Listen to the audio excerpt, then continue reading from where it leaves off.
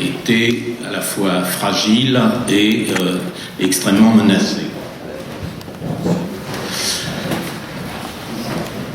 Les tyrans, les dictateurs, les fanatiques ont toujours cherché dans l'histoire à brûler les bibliothèques, à rendre les archives inaccessibles, à limiter les œuvres de l'esprit.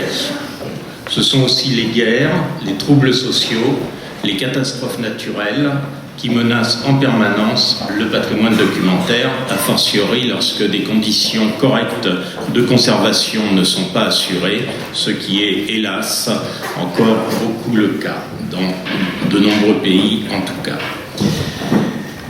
De l'incendie de la bibliothèque d'Alexandrie, qui est figurée ici par une gravure assez fantaisiste du 19e siècle, jusqu'aux autodafés les plus récents, perpétrés en Syrie notamment, en Irak également, par les terroristes. La part de patrimoine documentaire à jamais perdu pour l'humanité est probablement définitivement inquantifiable, mais assurément tout à fait considérable.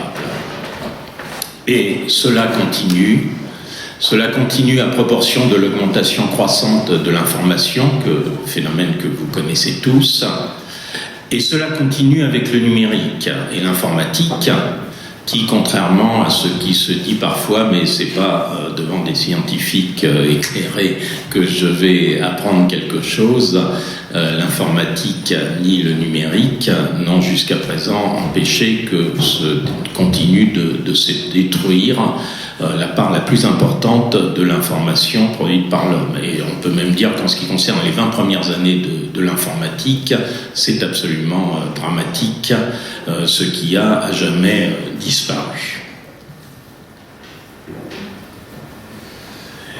À la fin du XXe siècle, cela dit, une prise de conscience s'est faite. D'abord parce que des études de plus en plus précises ont permis de mesurer les phénomènes d'autodestruction, par exemple pour le papier acide du XIXe siècle, par exemple pour tout le début du cinéma, dont vous savez, les bobines s'autoconsument d'elles-mêmes, et puis aussi parce qu'il y a eu une prise de conscience suite à un certain nombre de tragédies, dont l'incendie et la destruction de la Bibliothèque nationale de Sarajevo, en tout cas en Europe, favorisé la prise de conscience. C'est d'ailleurs l'époque, en 1980, au tournant des années 90, à la fin du siècle, où l'on voit surgir des grands établissements de la rénovation ou la construction de grands établissements patrimoniaux. J'ai montré là la maquette de la Bibliothèque nationale de France et la Bibliothèque d'Alexandrie, projet mené sous l'égide de l'UNESCO.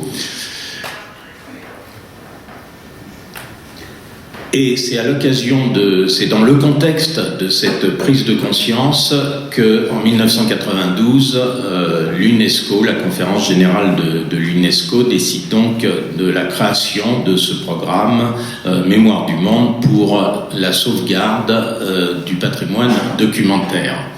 Mais en fait, comme vous le voyez, ce n'est qu'en 1996 que ce programme va véritablement prendre son essor avec les premières inscriptions sur le registre international de la mémoire du monde. Donc une vingtaine d'années seulement, et sachant qu'il y a une session tous les 2 ans de l'instance qui classe les biens et les documents proposés. Il n'y a donc eu qu'une dizaine de sessions pour l'instant depuis la création de ce programme, ce qui explique le nombre relativement faible d'inscriptions auxquelles nous allons accéder dans un instant. Alors, un petit mot sur la structure de ce programme. Il y a d'une part le secrétariat du programme, ce sont les fonctionnaires de l'UNESCO. Ensuite, les instances du programme, ce sont des comités d'experts sur lesquels je vais revenir. Et enfin, les comités nationaux et régionaux J'ai l'honneur de présider le comité national pour la France. Un certain nombre de pays se sont donc dotés de comités, d'un comité national de la mémoire du monde.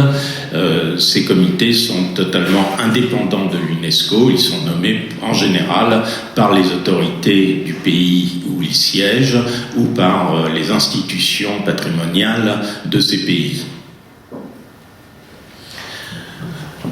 Les experts nommés, eux, par l'UNESCO,